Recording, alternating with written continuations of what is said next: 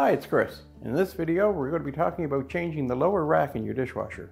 So taking your dishwasher rack out and putting it back in your dishwasher is of course very easy, something you probably do on a daily or weekly basis. Keep in mind if your machine needs to be repaired, it's usually simple enough to do it yourself. Visit partselect.com, enter your model number, and quickly find and order the part you need. So of course, to get at your rack, you just got to open your door and roll it out of your dishwasher.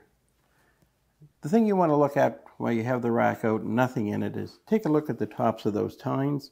Look to see if anywhere where the coating has come off and they're actually starting to show some signs of rust.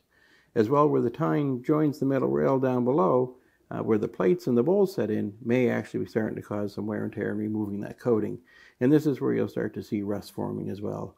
Sometimes you'll even see these tines getting bumps and swelling a little bit, and that's a sign that the water is now getting in and starting to corrode things. One of the other things to check on your rack is, of course, the wheels that it rolls in and out on. There's many different styles, but over time, these can actually wear and break off. And because there's a number of wheels on each side, any one could possibly be starting to show some wear and tear. So while you have the rack out, just lift it up and give those wheels a little spin.